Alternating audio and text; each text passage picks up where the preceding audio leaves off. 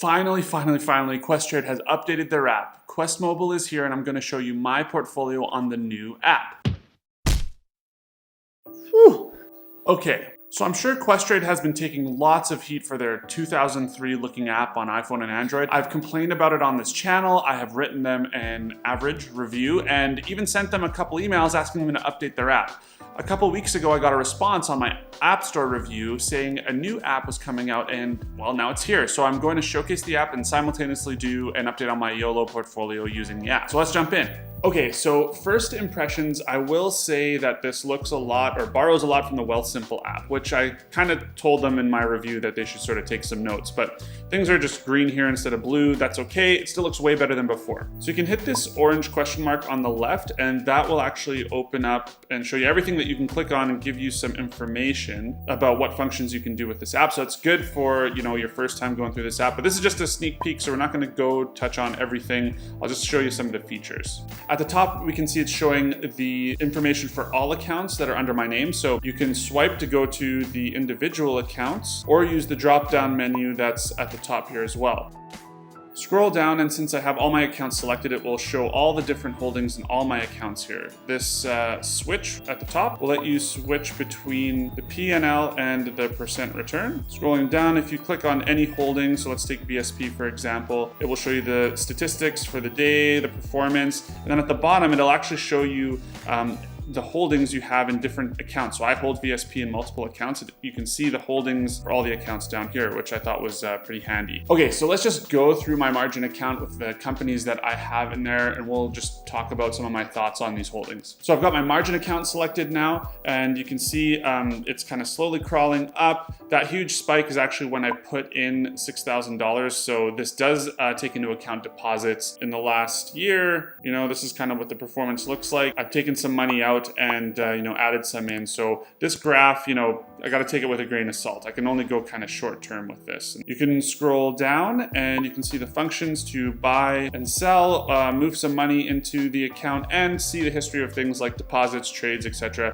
This is awesome because it's so much easier now to transfer money and see history. This either didn't exist before or was buried in the menus. So let's talk about Airbnb. Now, I still quite like Airbnb. I still think long-term it's a good growth stock, but this stock is an example of one where as I'm learning how to do more in-depth analysis on stocks, I'd really like to do Airbnb. I only have one share right now anyway, so I'm not too concerned about it, but I would like to know what to expect for stock price, doing some forecasts and stuff, and I'm learning that right now. But I do really like the company. I think it's, you know, it's going to stay for a long time, so I have that holding there. Canadian Western Bank did really well on this one. I'm holding it for now until I can find something better to invest in.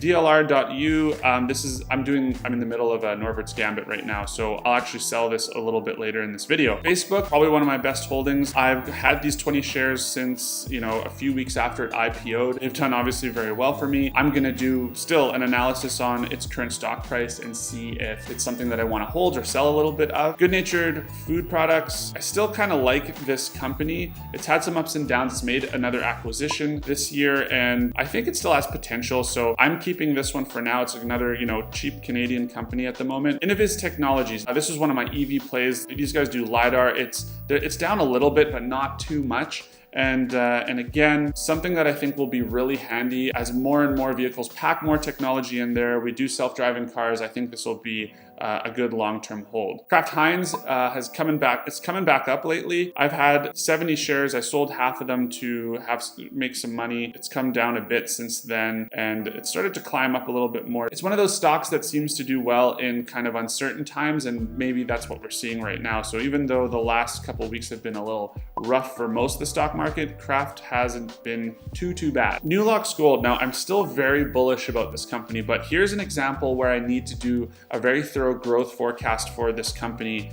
as they bring more and more of their gold processing plants online. We should see higher top revenue growth, and I am hoping that translates to a higher stock price here, but I actually don't have a target price in mind, which is what I want to do when I do a forecast exercise. I got NEO here, want to hold right now, but I do believe that NEO will be around again long term. So I do think I'll probably strengthen my position in that one. Royal Bank, it's another one that has done well for me, picked up during the March 20 2020 dip, and you know, it's come back pretty well. Canadian banks I'm a big fan of to kind of lay a groundwork in a portfolio. Plus, I really enjoy the dividends. Switchback is Switchback is a SPAC that is, you know, going to make an arrangement with Bird, the company that makes scooters. It's one of those scooter companies. I see this being used everywhere in my city. People both buy them to own and rent them downtown and zip around in them. I still think they're very popular. I have good feelings about that company. So when this combination happens, I'm hoping that this will do well